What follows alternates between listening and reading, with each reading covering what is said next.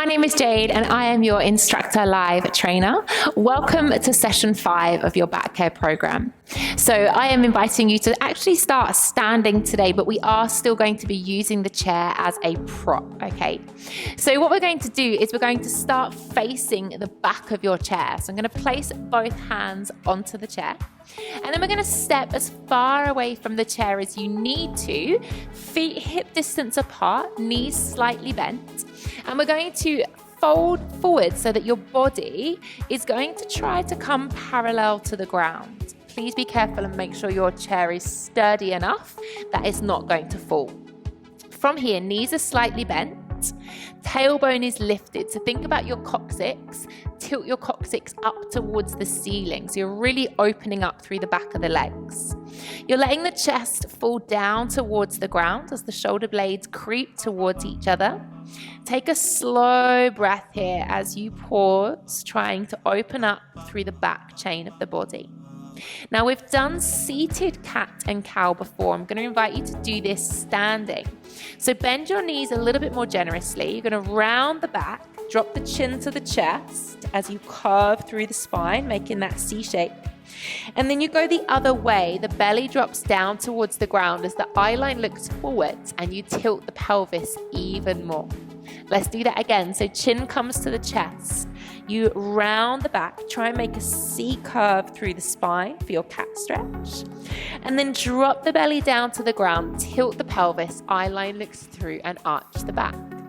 Let's curve the spine, chin to the chest. Slowly walk your feet all the way in towards the chair and slowly bring yourself to standing. Feet quite close to the chair now, hands on the prop.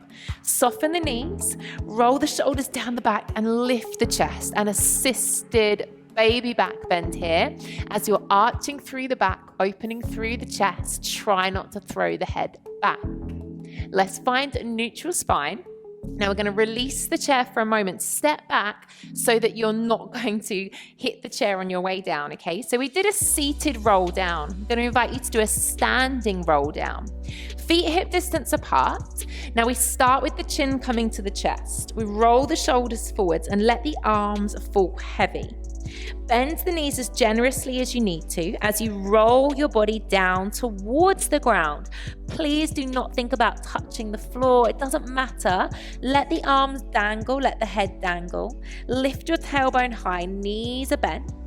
And then as you come up, remember I mentioned about restacking the spine like Lego.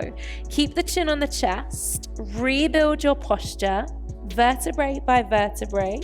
The shoulders roll down the back and the head comes up last. Let's do this one more time. So the chin comes to the chest first. The shoulders curve forwards, the arms fall heavy. You round through the body, so looking down at the belly, then to the pelvis, then looking through the legs as you bend the knees. Make sure your weight is in your toes, not in your heels. Let the body dangle here. Maybe at the bottom, take a gentle sway side to side. Remember, you do not have to be anywhere near the ground, just as low as your body will allow. And then keep the chin on the chest, very important. Rebuilding your posture, restacking that gorgeous spine, slowly rolling yourself up. Shoulders come down and head stacks on top last. Now we're going to invite you to come back to the chair. So we're going to pop both hands on top of your chair once again.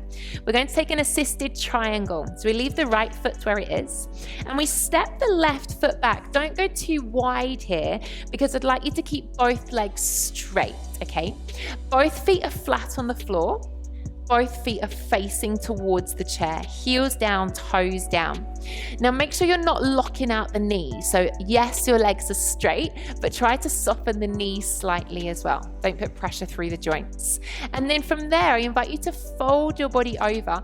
That pelvis tilt we've done before, you're trying to tilt the pelvis, fold the body over. You've got this chair as a prop. And then we're going to hold here as you take a few slow, steady breaths.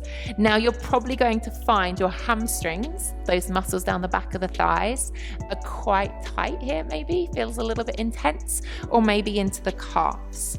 Think about squaring off the hips. The left hip is coming forwards, right hip is coming back. And also, if you're not feeling it enough, take your feet wider. Take a wider stance so that you can actually get the benefits of this really good stretch. If you're feeling a little wobbly, a little off balance, take your feet wider apart. Imagine you're on train tracks. Take the feet wider apart.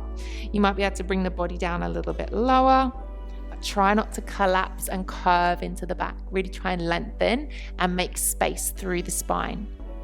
Let's gently bend those knees, roll yourself up and step that left foot in to meet the right. We'll do the same on the other side. Have a little fidget if you need to. We'll step the right leg back now. Again, explore. See how far you can go, but keeping your alignment, okay? Both feet flat, heels down, toes facing the chair. Don't lock the knees out. And then we're hinging forwards from the hips. So that fold from the hips, the tailbone is lifting towards the ceiling. You're still switching on through the abdominals, so drawing the belly towards the spine. There's no pressure in the upper body. You're not gripping onto the chair for dear life. You're just relaxing here through the top half, lengthening through the spine and using that breath. The breath is going to really help those muscles lengthen, make space. And like I mentioned previously in the video, it's really important to release any tension through the legs, through the hips, because this could be causing stress on your back, okay? So one last breath while we're here, and then we'll slowly bend the knees, peel yourself up, and step the right foot in towards the left. I'm going to come around to the other side of the chair now. So I'm going to invite you to come so you've got the low part of the chair here. If this is too much, please keep your foot on the floor. Very important. So I'm going to face the chair, both hands onto the hips.